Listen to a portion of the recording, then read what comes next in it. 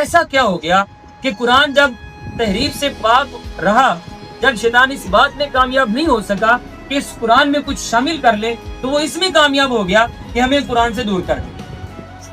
اس نے ایڑی چوٹی کا زور لگا دیا کہ میں امت محمدیہ کو قرآن کے قریب نہیں جانے دوں گا، اور ہم نہیں جا رہے۔ ہم نے سوچ لیا، فیصلہ کر لیا، میں نے، میرے ماں باپ نے، میں نے اپنے بچوں کے لیے، سب نے یہ فیصلہ کر لیا کہ اس دنیا میں قرآن کو پڑھنے کی اتنی کوئی حاجت نہیں ہے۔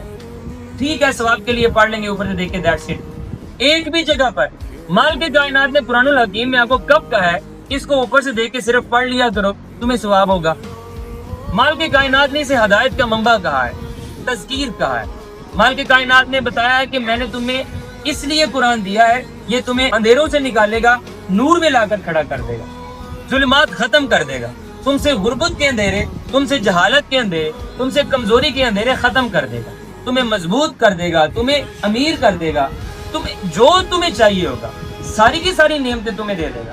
کرنا کیا ہے؟ مال کی کائنات کا حکم بجا لانا ہے۔ یہ کوئی بہت بڑا ٹاسک نہیں تھا، لیکن حد ہے، ہم سانس لے رہے ہیں اور ہم کہہ رہے ہیں ہم بندہ مومن ہے۔ شیطان کھیل گیا۔ کم از کم اتنا تو ہونا چاہیے، یا تو ہم قائم کر دیں گے یا قائم کرنے کے راستے میں مر جائیں۔